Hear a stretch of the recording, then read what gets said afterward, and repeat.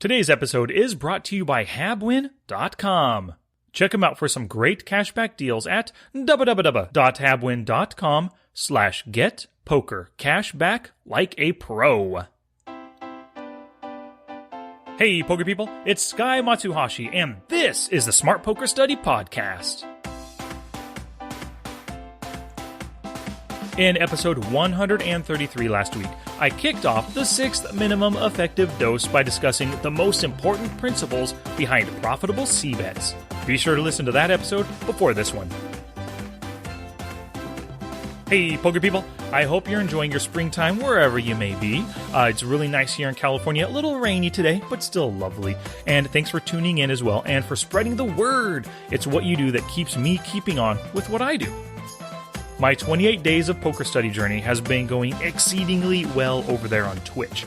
12 days down, 16 more to go. You can catch me on my Smart Poker Study Twitch channel bright and early every morning.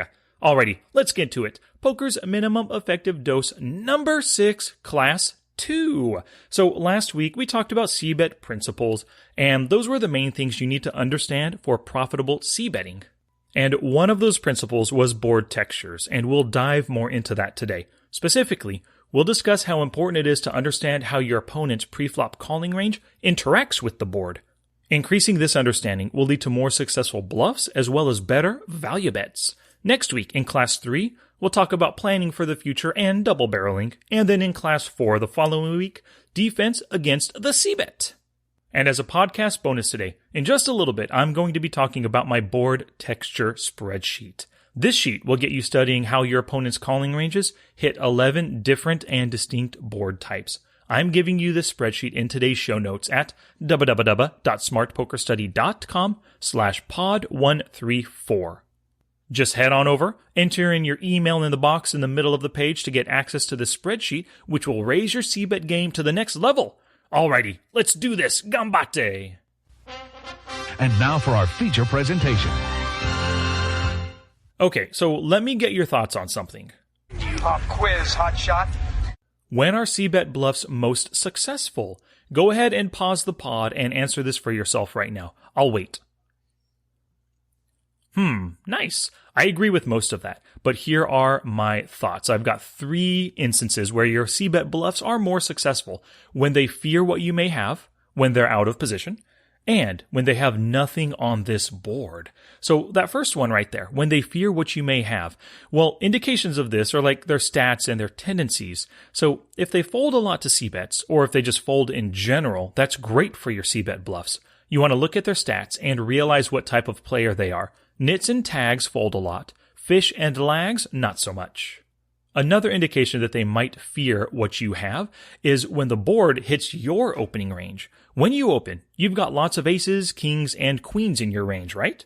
Not to mention big pocket pairs, of course, and a lot of those broadways. If the board comes all big cards, this likely hit you squarely in the chops. So if they've got nothing, they're folding.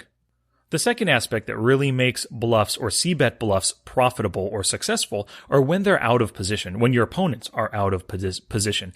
And player tendencies like folding more in general when out of position is something you want to look for. So look at those stats and break them down by out of position and in position play. If you don't have this in your pop-ups, add it like now. Fold to Cbet or fold to bet is good, but seeing the differences in their rate of folding out of position versus in position is so much more valuable. You want to bluff players who fold a lot when out of position, and admittedly, I am one of those players who just folds way too often when out of position. It's something I'm working on, trust me. And the third aspect to a successful bluff Cbets is when your opponent has nothing on this board. So the wider their preflop calling ranges are, the less likely they hit the board with any real strength. But you've got to watch out because wide calling ranges, they're indicative of stickiness. So these players won't readily fold with any pair as long as they think you might have not hit that flop at all. And of course, your Cbet bluffs work very well when their calling range doesn't interact with the board. Understanding range and board interaction is critical in deciding whether or not to Cbet bluff. Beyond your opponent's approach to post-flop play and their stats, this is super important. So that's what we'll spend the rest of this podcast discussing. So the overall theme of this podcast is that board texture matters. The first thing you do before you Cbet is you need to consider how the cards on the board hit your opponent's preflop calling range. Coordinated boards, or wet boards, they're bad to Cbet bluff at in general. But why is this? Well, let's think about why our opponent called preflop in the first place. They clearly did not want to 3-bet for value or as a bluff.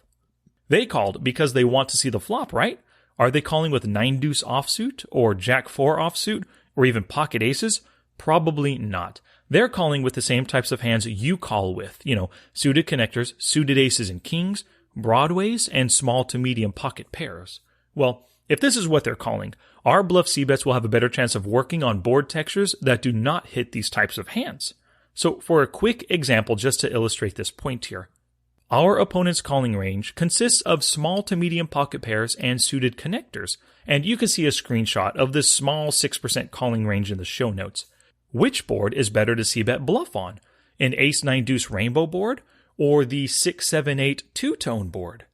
Yep, you're right, the ace-9-deuce rainbow. Most of their pocket pairs are below the 9, so they're less likely to call. The best draws they can have are 3 to the straight or 3 to the flush, making it less likely they'll stick around to draw out. And maybe they could have a set of 9s or deuces, but the other 6 pocket pairs in their range did not flop a set. And if we're in position, all the more reason for them to be check folding here. And that other board of 6-7-8 two-tone, they hit tons of pair plus draw hands, gut shots, sets, and 2-pair hands. They ain't folding here, so we ain't bluffing. The bottom line is, Cbet bluff on boards that don't hit the opponent's calling ranges. After the break, we'll dive more into board texture talk with some concrete examples. You may want to visit the show notes now to see what I'm talking about. Do you know professional players get special deals with poker rooms? Would you like to get the same deals for yourself and earn the same cash back as they do? Register with Habwin and get cash back like a real professional poker player. Check out www.habwin.com/getpokercashback-like-a-pro, and that's all one word. And register now for pro-like levels of cashback. That's habwin.com/getpokercashback-like-a-pro. My 28 days of poker study on Twitch is going swimmingly. To learn more or to join me on this journey, please visit smartpokerstudy.com/28days. And on Saturday, April 29th at 10 a.m. Pacific Standard Time, I'll be holding my next premium webinar. It's going to be called Getting the Most from Poker Tracker 4. If you only have one piece of software, it's gotta be PT4. And this webinar will show you how to use the most valuable aspects of it. To learn more and to sign up, please visit www.smartpokerstudy.com/PT4webinar. And you can find my book, How to Study Poker Volume 1, in both ebook and paperback formats on Amazon.com. The audiobook should be available soon on Audible as well. Alrighty, back to class, poker people. So I mentioned it at the beginning, but I've got a special spreadsheet set up for you to download from the show notes page. The spreadsheet is broken down into 4 tables, and I've got a screenshot of the first table filled out and in the show notes for you to see. I'll try to describe it here for everyone only listening right now, for all of you people walking your dogs or at the gym, So this table shows you how often a 5% calling range, quote-unquote, hits 11 different flops. And by hits, I'm talking about how often the range flops top pair or better and an open-ended straight draw or better. It also shows you how often the range flops just a top pair or better, middle pair or better, an open-ended straight draw, or just a flush draw. The reason why we want to look at these individual hand strengths is because these are the ones our opponents are more likely to stay in the pot with. Knowing these individual ones helps to further our understanding of how well the range hits the board. So first off, the 5% range I used is pocket deuces through queens, and I know it's a very tight range, but some of your more nitty opponents do call this narrow. The rest of the spreadsheet contains ranges for 13%, 22%, and 33% 2-bet calling ranges. And now for the boards. There are 11 distinct and common board types with an example of each on the spreadsheet. There's a high and dry board, for example, ace-9 deuce rainbow, low and wet, a 7-5-4 two-tone board, another one, the middle board, 10-9-8 rainbow, a middle wet board, jack-9-8 two-tone, A middle mono board, 6, 7, 8, all of one suit. There's a 2 up and 1 down board, for example, Ace Queen 4. There's a 1 up, 2 down board, which is King 6, 4. There's a super wet board, Queen Jack 9, monotone. There's the chicken board, of course, which is any paired board, but the example is King King 5. There's the Broadway board, Ace Queen Jack rainbow. And of course, a baby board, Deuce 3, 5 rainbow. The goal with filling out and using this sheet is to get a good idea of how different 2-bet calling ranges hit these various boards. I completed this table using Flopzilla, which is the best software available to help understand ranges and board interaction. Alrighty, let's look at that very first board. Our opponent has a tiny 5% calling range on a high and dry Ace 9 Deuce rainbow. We see that this range only hits at 10%. Remember, we classify hits as top pair or better and open-ended straight draw or better. Well, on an ace-high board, the only things it can hit at top pair or better are sets, and in this instance, it's namely just the pocket nines and the pocket deuces. It can't flop open-ended straight draws or even gut shot draws, and being a rainbow board and a pocket pair-filled range, it can't even flop flush draws. So this is a great board to Cbet bluff because they hardly ever hit anything good. But this table also breaks it down a little bit more by the types of hands this range can flop. For just top pair or better, it's only 10%, and middle pairs flop 40% of the time. And that makes sense as it has 3 pairs below the ace and above the 9, the queens, the jacks, and the 10s. It also flops an open-ended straight draw 0% of the time, and flush draws at 0% as well. All of this tells us that Cbet bluffing on ace-high and dry boards should be very profitable against such a small range. Now let's look at a totally different range, the low and wet board. This one was the 7-5-4 two-tone, which means there are 2 of one suit and 1 of another, like 2 spades, 1 heart. Now, this 5% range hits the board at 90% of the time. That makes sense because it's got lots of overpairs, 3 different sets it can hit, as well as an open-ended straight draw when there's pocket 6s. This board is super dangerous to Cbet bluff at against a tiny 5% range. And if we break this down even further, it hits top pair or better 68% of the time, middle pair or better 80% of the time, and open-ended straight draw only 11% of the time, and a flush draw never. So this range flops mostly made hands and only 1 good draw, making it a really tough time to successfully bluff at. So you can see the value of doing this type of range on board analysis with Flopzilla. I just told you how one range hits 2 different boards. There are 9 more boards already done for you in the screenshots for today. The rest of the spreadsheet, which you can download, is your homework. Sure, I could give it to you, but you're going to learn so much more by doing this work yourselves. Trust me on this. And once you're done with the spreadsheet, print it and laminate it for use while you're playing at your tables. At home, of course, Or I guess you could put it in Evernote and access it as you're playing live. But your win rate will thank you for this. I guarantee it. So everything I've been talking about until now has been about Cbet bluffing. But what if you've got a value hand and you want to extract the maximum value from your opponent? You've got pocket aces and want to bet.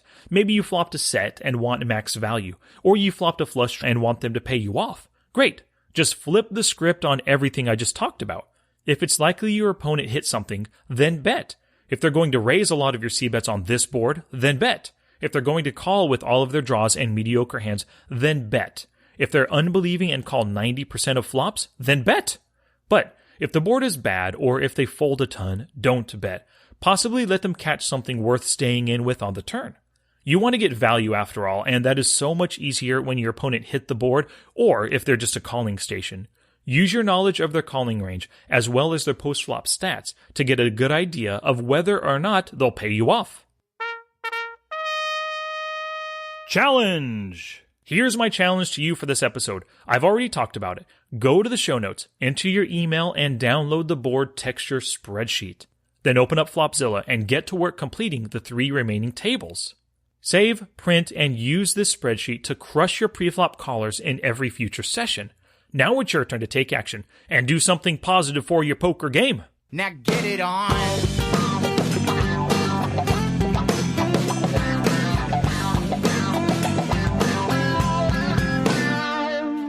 This episode isn't complete until you head to the show notes page at www.smartpokerstudy.com/pod134. While you're there, you'll see screenshots and links to everything I discussed today and discover ways in which you can support the podcast and keep me keeping on. Also, of course, through the show notes is where you're going to get that board texture spreadsheet.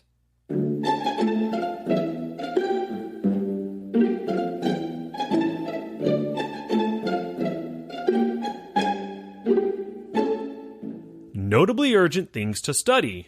So to continue your studies into Cbetting, I found 2 very good articles that I think you should read. The first article is called The Continuation Bet, written by Tom Leonard on Pokerology.com. This is a great article, and there's an interesting section called Reverse Engineering, which is about understanding how your opponents might be trying to manipulate you with their own Cbet tendencies. The second article is called Continuation Betting Tips, and that's by Greg Walker on thepokerbank.com. There are 5 really good tips here to make you a better Cbetter. One of those is don't be put off when your opponent calls a Cbet bluff. There's great stuff in this part about the mindset behind Cbet bluffing. You can find links to the 2 nuts just mentioned in today's show notes.